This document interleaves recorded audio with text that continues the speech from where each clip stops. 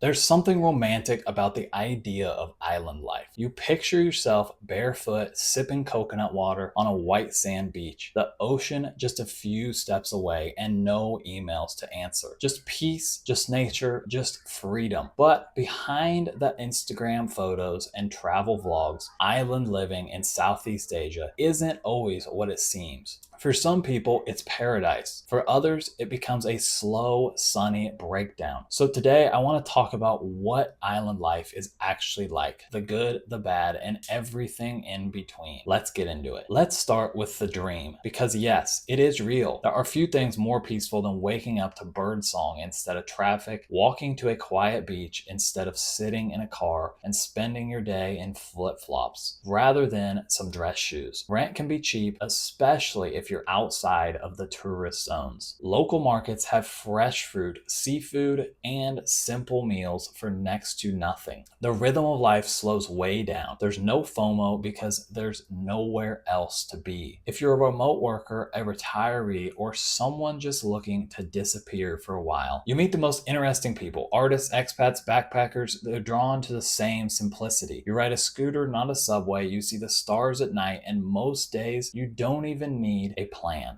There's something healing about that kind of life, especially if you're coming from a place that felt too fast, too loud, or just too much. But once the novelty wears off, and it does wear off, the cracks start to show. Let's talk about infrastructure. A lot of islands in Southeast Asia, they aren't built for the kind of modern conveniences people are used to. Power cuts are common, water pressure may be laughable at times, fast stable Wi-Fi maybe sometimes if it's not storming. And speaking of storms, weather matters. A lot of monsoon season can turn your paradise into a soggy gray mud pit. Ferries stop running, roads flood, that beautiful beach, suddenly it's filled with washed up plastic and debris. Healthcare is another reality check. Most smaller islands don't have good hospitals or any. If you get seriously sick or injured, you may need to be evacuated to the mainland. And that's assuming boats or flights are still running. I've known people who had to delay medical care because of something as simple as the boats were full or the waves are too rough today. There's also a kind of friction that doesn't show up on TripAdvisor. The little things wear on you. How the only ATM on the island is offline again, or how your favorite food stall just doesn't open that day with no explanation at all. Island life means embracing a slower pace, but that pace often comes with unpredictability. Schedules are loose, promises are flexible, maybe tomorrow might mean next week or never. And if you're someone who thrives on structure, efficiency, or Amazon Prime shipping, this adjustment can be jarring. Cultural adaptation matters too. You're often stepping into a close-knit traditional community with values very different from your own. It's easy to romanticize local life, but living it means learning to coexist with customs, languages, and social expectations that may not bend to your comfort. That isn't a bad thing, but it takes humility. You're the outsider. You have to learn when to speak and when to just shut up. You have to be okay with being stared at, misunderstood, or politely corrected. It's part of the deal. Even logistics become mental math. When the power goes out, you learn to adapt. When it rains, you get wet. It's simple living, but it's not always easy. Now let's talk about isolation, because it cuts both ways. At first, it feels freeing. No noise, no pressure. You just get to be who you are. And after a while, it can feel like you've drifted too far. Island life tends to attract a specific kind of person. People running away from something, chasing a fantasy, or they're in the middle of some kind of transition. That makes for great stories, but it can also lead to a lot of emotional volatility in the community. People leave constantly. You make a friend and they're gone the next month. The island can start to feel like some sort of revolving door, and it's easy to feel stuck if you're one of the few who stay long term. And if you're single, especially as a guy, it can be tough. The dating pool is either transient tourists or a very small group of locals. And the culture gap isn't always easy to bridge. Here's another thing no one really prepares you for: the lack of structure. When every single day is beautiful and nothing is urgent, it gets harder to stay motivated. You tell yourself you're going to work on your business or your writing or your YouTube channel, and then you just don't because it's just too hot, or your internet's down, or your friends are going snorkeling, and why not? Some people thrive in that environment, but others fall into a kind of gentle decay. You lose track of time, you stop setting goals, you drift. I've seen people burn through their savings just floating, not miserable, just aimless. And that's a quiet kind of disaster, the kind you don't notice until it's too late. Even if you're just working remotely, the time zone difference can be brutal. You're either waking up at 5 a.m. for Zoom calls, or you're working past midnight to meet deadlines. And when you're tired and your house is full of bugs and the generator just went out, it stops feeling like paradise really quickly. But let's not write it off here. There's a good kind of boredom that comes with island life, the kind that forces you to pay attention. You learn to watch the sky, feel the wind, and know what the tide is doing. You find joy in tiny things, the way the light hits the water at 6 p.m., the taste of grilled fish after a swim, the quiet after a rainstorm. You stop multitasking, you start cooking again, you make fewer plans, but that you keep them more often. Time stretches, and that slowness can be incredibly grounding, especially if you've lived a life full of hustle, burnout, or noise. The island gives you permission to stop pretending. You don't need to be anyone you're not. You're just another person in another sarong buying bananas. It's a different kind of wealth. So, dream or disaster? The truth is, it can be either or both. Island life in Southeast Asia is beautiful, simple, deeply human, but it's also fragile, unpredictable, and it's not for every single person. If you're self-sufficient, patient, and comfortable with discomfort, you might love it, especially if you're intentional about where you go, what you expect, and how long you plan to stay. But if you need fast Wi-Fi, constant stimulation, or a strong social safety net, it'll wear you down quick.